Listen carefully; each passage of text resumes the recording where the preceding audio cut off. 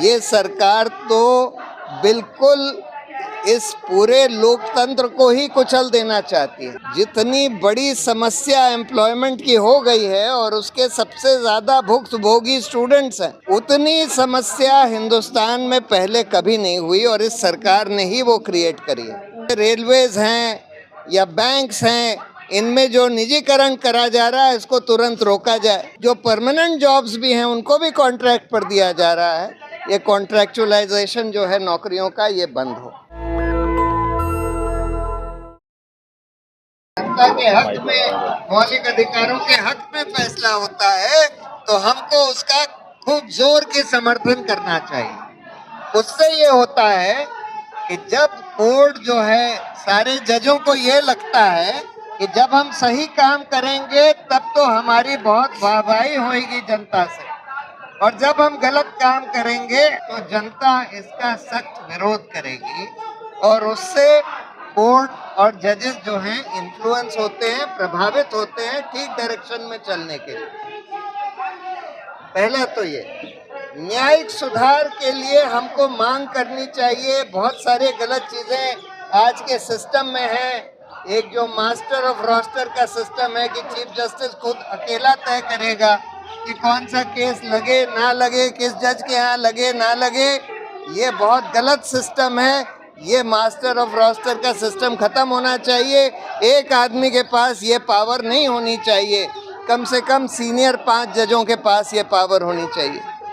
न्यायिक जवाबदेही के लिए एक ठोस स्वतंत्र आयोग बनना चाहिए जो जजों की जवाबदेही तय कर सके। इस समय तो इम्पीचमेंट का सिस्टम है, वो सही सिस्टम नहीं है, वो प्रैक्टिकल सिस्टम नहीं है, इफेक्टिव सिस्टम नहीं है। जजों के चयन के लिए एक फुल टाइम स्वतंत्र आयोग बनना चाहिए जो सरकार से स्वतंत्र हो और जिसमें फुल टाइम लोग हों जो प्रॉपरली चयन कर सकें, और चयन जो है कुछ पारदर्शिता के साथ होना चाहिए। जनता को पता होना चाहिए कि किस जज का नाम कंसिडर, किस आदमी का नाम कंसिडर किया जा रहा है, और जनता उस पर अपना जो इन्फॉर्मेशन हो भेज सके। तो ग्राम न्यायालय का जो कानून है उसको कार्यान्वित करना चाहिए, जिसमें यह कहा गया था कि भाई ब्लॉक लेवल पर बिल्कुल सरल न्यायालय बनाए जाएंगे जिसमें कि लोगों को जाने के लिए वकील की ज़रूरत ना हो। आज तो ये हालत है कि आम आदमी न्यायपालिका में जा ही नहीं पाता क्योंकि वकील का पैसा नहीं है उसके पास। उसके अलावा कोर्ट्स की संख्या बढ़नी चाहिए। बहुत सारे सुधार हैं जो होने चाहिए, हम लोगों को पता है। उसकी हम लोग मांग निरंतर करते रहें, वो सब न्यायिक सुधारों की।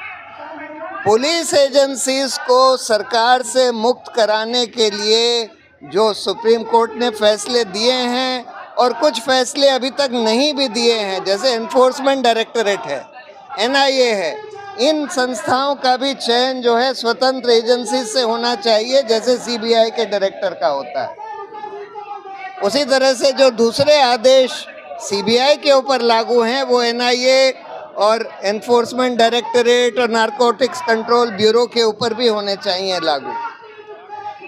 उनका भी हम लोग डिमांड करें।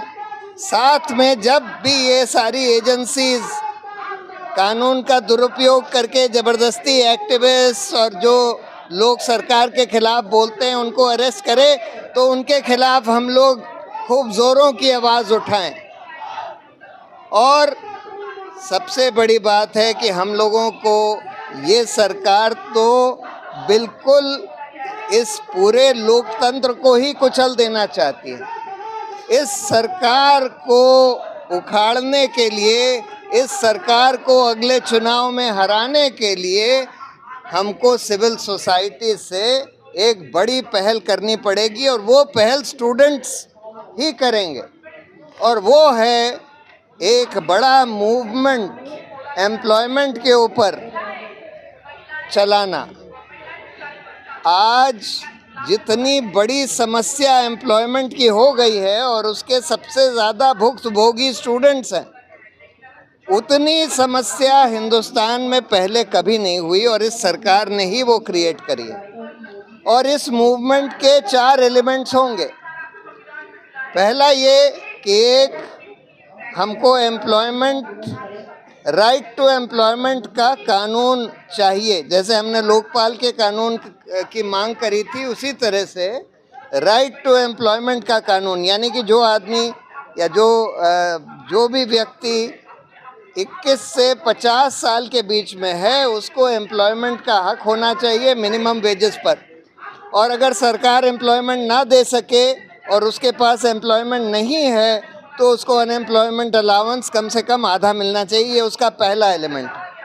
दूसरा एलिमेंट ये है कि जितनी रिक्त सरकारी नौकरियां, रिक्त पद पड़े हैं सरकार में, चाहे केंद्र सरकार में, चाहे राज्य सरकारों में, चाहे पब्लिक सेक्टर इंस्टीट्यूशंस में, उन सब को तुरंत और क्रेडिबल तरीके से भरा जाए और जल्दी जल्दी भरा जाए।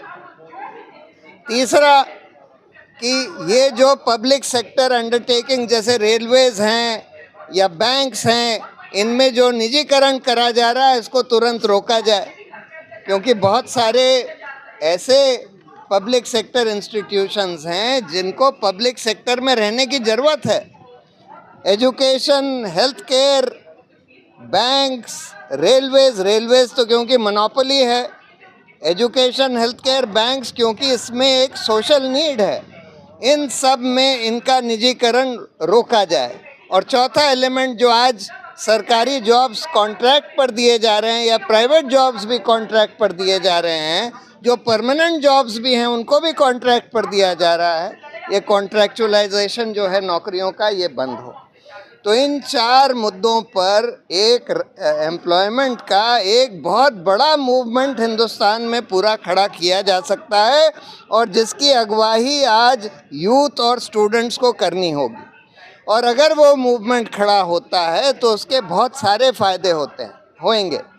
पहली बात तो ये कि इस सरकार के खिलाफ बहुत बड़ा पब्लिक ओपिनियन जनरेट होगा। दूसरी बात, जो ऑपोजिशन पार्टीज़ भी जो हैं, जिनका आज नैरेटिव ख़त्म हो गया है, उनको समझ में नहीं आ रहा क्या मुद्दे उठाएं, कैसे उठाएं वगैरह, वो भी उस मूवमेंट से खड़ी हो जाएंगी।